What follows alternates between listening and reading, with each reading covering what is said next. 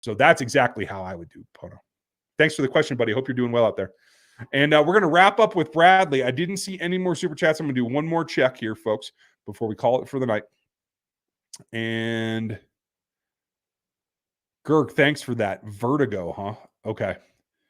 I had not heard from him since this morning when he said he wasn't feeling good and he wasn't going to be on tonight. So, all right. I will find out more. Dang. All right. I'm sorry to hear that. But if it were serious, I think he'd probably be telling me, but I don't know. Maybe he got caught off guard. We'll find out. Bradley, LRZ is used to reading gaps on the run as a rugby player, and I think that's huge. Rugby doesn't have playbooks like football. Learning offense is going to make him dangerous. It is, but you also have to understand that he doesn't have to read as many guys because rugby is played in a single plane. They are lateral formation, right? And so when he breaks through, his acceleration usually takes him to the point where backside defenders aren't able – sorry, I should be doing this in the camera – where backside defenders aren't able to catch him as much. In fact, I should probably do it this way. So rugby is played laterally, right? You come out of the scrum and everybody's about here. You might have a couple guys high, but not like high like you would in safety in football. And so he's used to making his cut, accelerating this way.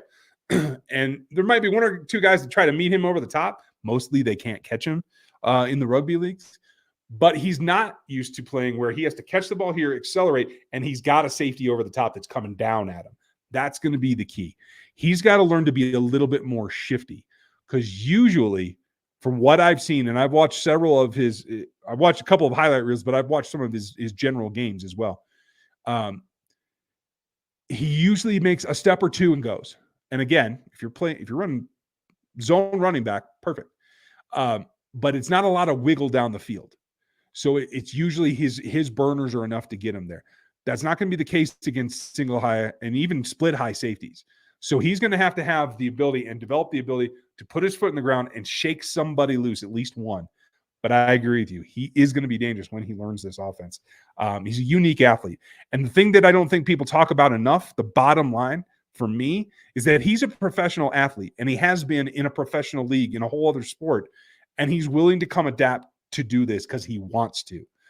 That's motivation for him. And I think that will pay off.